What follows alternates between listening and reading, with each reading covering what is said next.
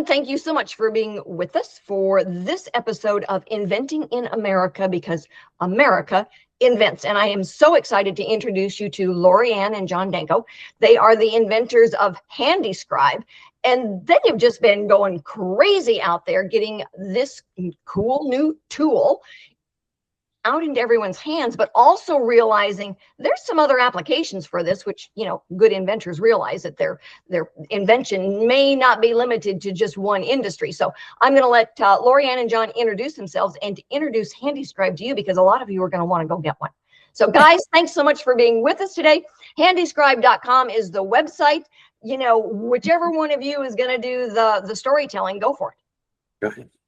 Okay, so my name is Lori. This is my husband, John. And probably about 13 years ago, he came home from a job site and said, I think I'm going to reinvent the pencil. And I thought he was crazy. And he sat in the garage and he tinkered and he made all these little blocks for scribing, and then transferred them over into a concept of what we now call the HandingScribe. He was on the job site scribing on elliptical ceilings and barrel vault ceilings and up on an 18-foot ladder and using a compass. And if anyone has ever scribed and used a compass before, you know they're very cumbersome. Sometimes the screw gets loose and then you don't have an accurate measurement. So John came home and out of frustration and said, I need something better. And he came up with our HandingScribe, which is a cam-shaped carpenter pencil. I don't know if we can see it here. Yeah, hold it up a little higher. There you go. There you go. Now we can see it. Yep. All right. So it's a cam-shaped carpenter pencil. And the reason that the lead is offset is so that when you're scribing, all you do is lean it against your wall, your surface, and just by rotating your pencil, you get different measurements from about an 1/8 of an inch to 7/16. So when you scribe, you can scribe and you have an accurate scribe line. Huh. So you already have your pencil. So now you don't need any other gadgets or tools or compasses. You just take this that you're already using all day long and you can rotate it, and you'll get all these measurements from here to the end of the pencil. Okay, not being in construction, or, you know, I've got one of the old bad ones that I never use because I have no idea what I'm doing. You know, get me a lead pencil and we are, you know, the best we're going to get. So tell me, you know, first of all, what's it supposed to do in a normal world, and why is yours better? Well, we're interior finish carpenters, and if you're doing trim work or making templates for moldings, and you have to scribe up against a round wall or a wall that's crooked or out of plumb, if you're doing cabinets and you have a 1/4 inch gap at the top of your cabinet and the bottom is sitting tight, what they call is a scribe. So what you do is you would go from your biggest gap and you would scribe down, and then you would take off the material so it would sit flat against the wall or on the round wall. And there's so many gadgets out there, and carpenters have used anything from washers to adapters to the pencils, shims, anything you can think of. The problem I found with that, and with my guys, because we're still in this industry, is it becomes complicated. They have to go find their compass, they have to go get the gadgets, they have to get the shims, they have to. So what we wanted to do is just make it simple, because every carpenter has their pencil all day long. So now their pencil is actually their scribing tool as well. So we made it easy. So now they actually do it. I found in our industry, if things are too hard, guys just won't do it. Yeah. So now that it's easy, I find that they do it all the time now, which leads to, you know, better trim jobs, better fits, better countertop work, better tile work. And if they do a better job, it doesn't take as much time, but it makes them look better in the eyes of the consumer paying for the job. Yes. Exactly. I mean, for years and years, because scribing has been so complex and so cumbersome, they'll just say close enough and then the caulk gun comes out. Right. That I know, the caulk gun, I do know that. Yeah, I had one in every room for a while. So, you know, crazy stuff. But all right, so you got that. What are and I know you've been working on some additional parts. Well, so in addition, what are some of the new ones?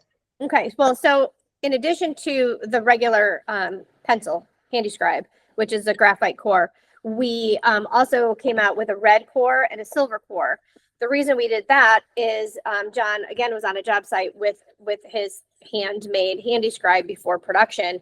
And a friend of ours who installs tile saw it and said, hey, can I get one of those? So then the next day, John went out and got a patent.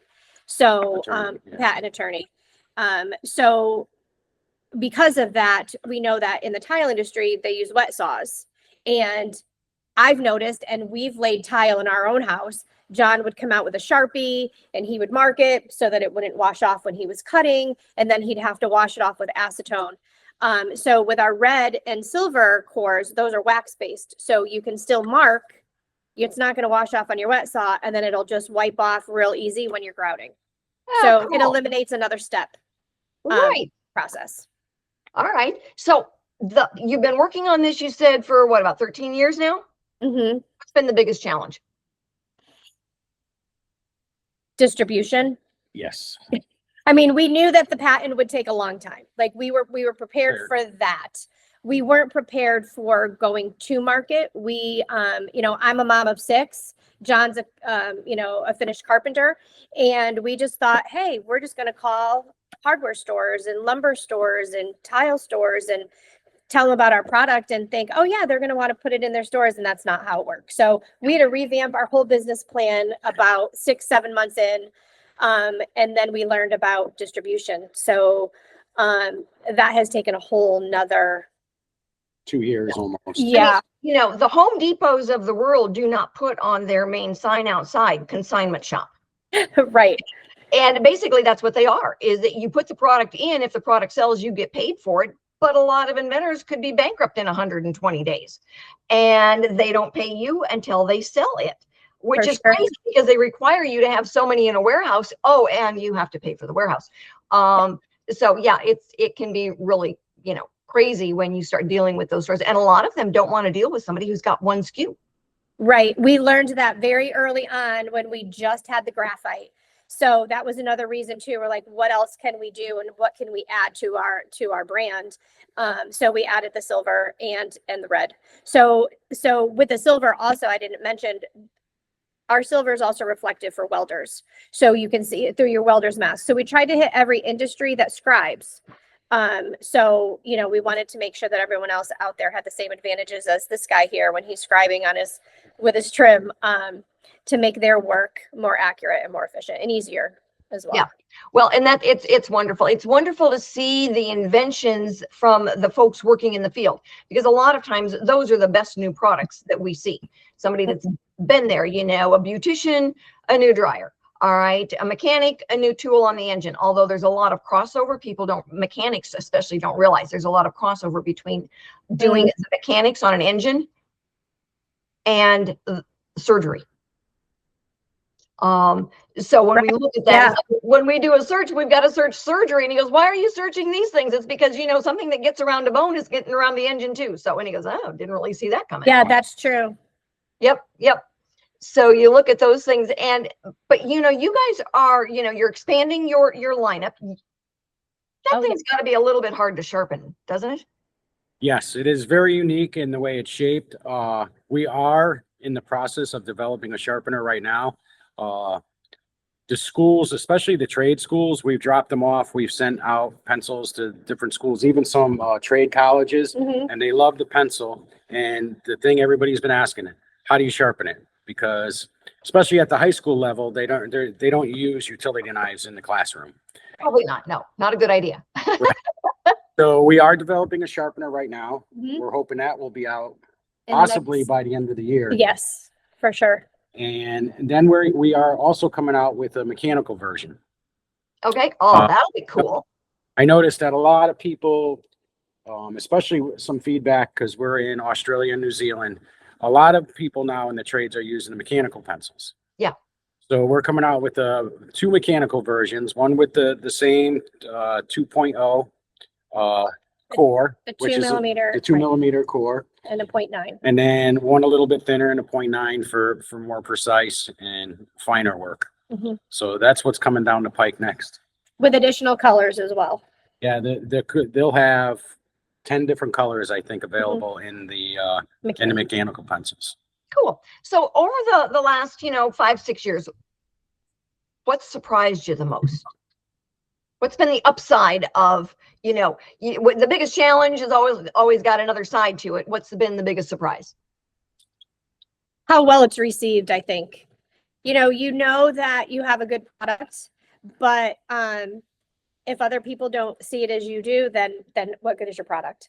Yeah. So, going to these trade shows and showing them, the feedback has been, I think for me, because I'm not in the trade, to see other people understand what it does and appreciate what it does has been a really, it's been encouraging for me to keep going. Yeah, we've had people say, how come nobody thought of this 100 years ago? Mm-hmm. I know, right? The carpenter pencil's been around for 500, 600 years in different versions. And this is the first one that is cam shaped and offset core. So yeah, it's very different cool. than anything else. Yes. So very cool. Well, we're looking forward to getting it out there and letting folks know more about you guys. And go ahead, tell us where it's being sold and give us the website again. Okay, so HandingScribe is sold at handingscribe.com. We have a retail section on our website and also a wholesale. So if you do have a small business, you can access our wholesale pricing. Right now, we're in 4 distributors. We're with Wallace Distribution, House Hassan, Orgel, and Florida Hardware. If you go on our website, we do have a list by state of the stores that are carrying them. So if you're close to one of those, you can just head on over to one of their local stores and support local business, or you can purchase them right on our website. But we will be, for those who are in the New England area, September 17th to October 4th, we will be at the Big E in Massachusetts, which is one of the largest fairs in New England. They get about 1.5 million visitors over the span of 17 days. So we will be there promoting our pencil and selling our pencil, and you can try them out and try to win a raffle prize. There you go. We Wonderful. also are going to be on Lowe's.com. Oh, right. And Lowe's.com will launch on October 1st, and very soon in Do It Best and True Value online. Okay. Are you guys on the Made in USA store? No. I am going to send you, and if I don't do it today, you're going to remind me, Brad Willing's contact information. Made in America, the Made in USA store, all products made in America. All right. And they're kind of the Amazon competition, but all products are made in America. And so yeah, they've got like 15,000 products that are on their website. Wow. And so they're a good one to reach out to. So I will put you in touch with him as well. So guys, thank you so much for joining us. I can't wait to be a handy helper in all of this and get your product out there. Thank you so much. Thank you. We appreciate it. Take care, you guys. You Bye. too. Thanks everyone for joining us today. We will be back next week with more stories on getting products from mind to market. We will have new inventors and industry experts. So join us and have a wonderful week.